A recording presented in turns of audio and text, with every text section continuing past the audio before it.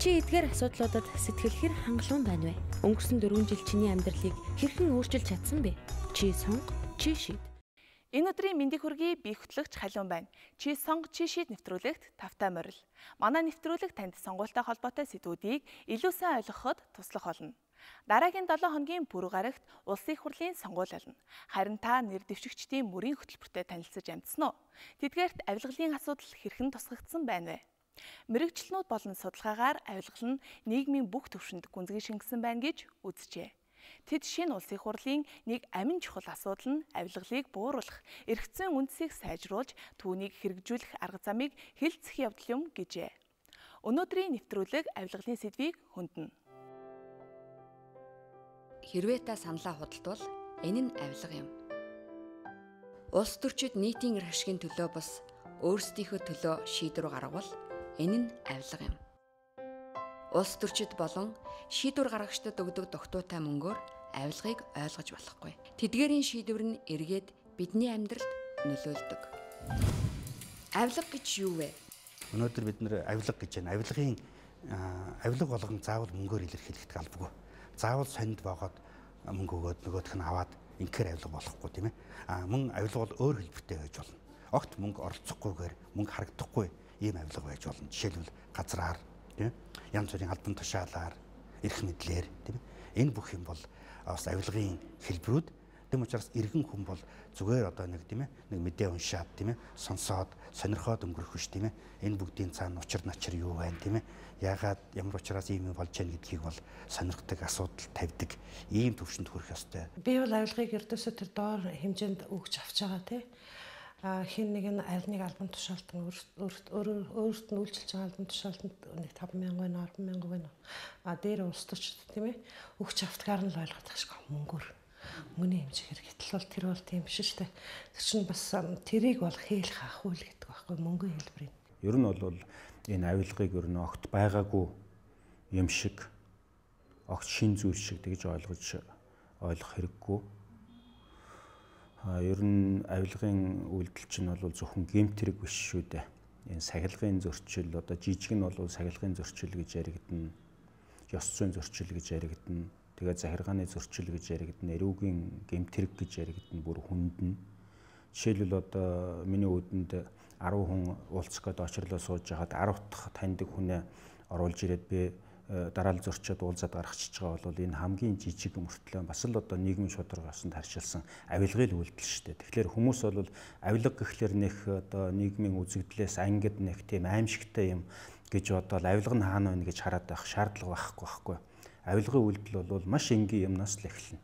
Ашиг сонирхлын зөрчил үүсэж байгаа, нийгмийн шударга ёсонд харьшилж байгаа энэ үйлдэл болгон бол ямар нэгэн хэмжээнд авилгын шинжтэй холбоотой гэж хүмүүс ойлгох юм бол авилга юу юм гэдгийг л хүмүүс таньж мэдэх юм бол авилгатай нэмсгэд их хэлбэр болно. Авилга ямар төвшөнд байна вэ? Манай энэ судалгаанаас гадна бусад судалгаанууд ч гэсэн манайд бол одоо авилгал их байгааг харуулдаг л да. Жишээлбэл эдийн засгийн эрх чөлөөний индекс гэж байдаг. Энэ эдийн засгийн эрх чөлөөний индексийг бол өрсөлдөх чадрын тооцоохтой ашигладаг. Энд одоо жишээлбэл авилгалаас ангид байх эрх чөлөө гэж байдаг хүмүүст одоо өмчөө бүртгүүлэх эрх чөлөө, өмчөө хамгаалах эрх чөлөө. Гэтэл авилгаас ангид байх эрх чөлөөгөр бид нэр 100 оноо авахаас 27 оноо авч байгаа. 180 оноос бүр нэлээд доогоор явж 120 энэ төр хавцаал явж байгаа шүү дээ. Уг нь 0-аас 10 гэж ангилдаг. Тэгээд 10 гэдэг нь бараг тийм оноо авдаг улс байдгүй. 9.6 энэ төргээд одоо авилга манад авилга байхгүй. Би мэдэхгүй байх гэсэн тийм л дүгнэлт өгдөг. Тэр дээшээ болох тусмаас манайх бол 2.7-д явж байгаа байхгүй. 2.7 гэдэг бол ер нь авилга хяналтгүй л байна гэсэн үг. Хяналтгүй байна гэдэг чинь улс төрийн ирмэлзэл байхгүй тэрийг хянах гэсэн тийм категорид явдаг юм. Манайх ангилалд нь явж байгаа. Авилга яагаад бий болоод байна вэ? Хаана илүү байна вэ? Авилгалтай тэмцэх асуудлаар хууль эрх зүйн орчин бол хангалтгүй гэж ойлгож байна. Энэ дээр бол хийх маш их юм байгаа.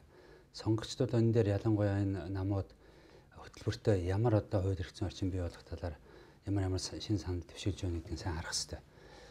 Юугаараа одоо бүрхэг байна гэдэг ингээ ярих юм бол олон юм ярьж болно л да.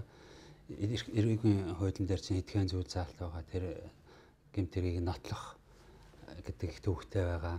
Авилгалтай тэмцэх тухай одоо тэр хуулийн зүйл заалт бас их бүрхэг авилгатай тэмцэх газрынх нь өөрийнх нь үүрэгэр ойл яг одоо яаж ажиллах юм гэдгийг нь бүрхэг гэдэг ингээд нэг юм ер нь хаана бүр хэлсэн юм болоод байгаа байхгүй. Хамгийн их авилгалтай газруудаар манай иргэд юу гэж хардаг вэ? Улс төрийн намууд өөрсдөө авилгалтай байна гэж үздэг. Хоёрт шүүх, гуравт одоо зарим үед бол багш нар их авилгалд өртөөд байна. За эмчнэр байна тийм үү.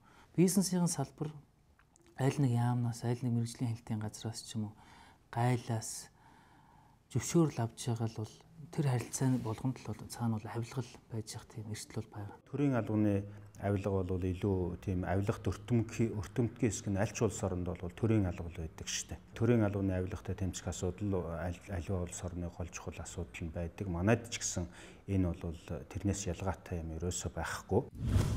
Авилгыг зогсоох арга замууд. Авилгатай тэмцэх чинь хамгийн гол юм шудраг ёс гэж яриад байгаа. Шудраг ёсны багна гэдэг дотор хараа тус хэвлэл мэдээлэл өөрөө ордог. Хэвлэл мэдээлэл хэрэгсэл нь өөргөө гүйцэж чадахгүй, хараа тус шүүх нь өөргөө гүйцэтгэж чадахгүй, засгийн газар нь өөргөө гүйцэтгэж чадахгүй. Ийм болоод ирэхэд ганцхан авилгатай тэмцэх газар гэдэг юм бол энийг хийх ямар ч боломжгүй байгаа байхгүй. Энд бол юу одоо ач холбогдолтой вэ гэхээр хүчтэй эрен сурвалжлах сэтгүүл зүй хэрэгтэй байгаа. Тэгэхээр манайд бол эрен сурвалжлах сэтгүүл зүй бол дээл хөгжөөгүй байна л да. Тэгэхээр эрен сурвалжлах сэтгүүл зүйн амин сүнс нь бол юу байдгүй гэхээр ерөөсөө одоо шудраг ус явдлыг үл твчих сэтгүүлчийн одоо өөрийнх нь одоо тэр сэтгэл санаа, хүсэл зориг, эрд зориг байгаа юм. Энэ хүн суртлуудыг л ээлж дараалан бууруулахаас л хэлэх хэрэгтэй. Нүдэнд бол шууд харагдахгүй, гарт баригдахгүй.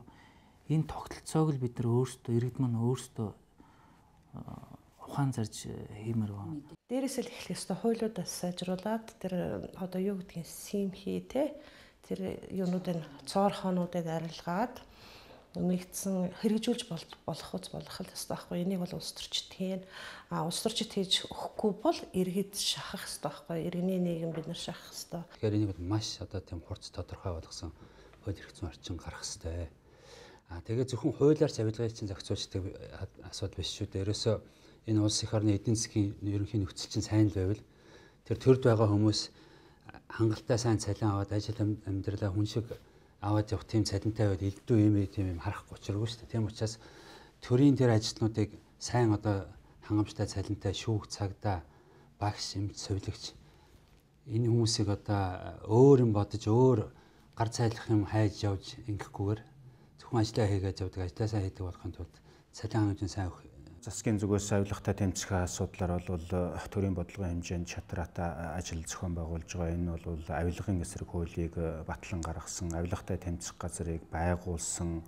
Энэ байгууллага авилгатай тэмцэх ажлыг зохион байгуулад одоо авилгатай тэмцэх үйл ажиллагааг явуулж байна. Төрийн албаны хэмжээнд бас авилгатай тэмцэх чиглэлээр энэ ёс зүйн дүрмийг мөрдүүлэх ч гэдэг юм уу олон талын бас арга хэмжээ зохион байгуулж байгаа.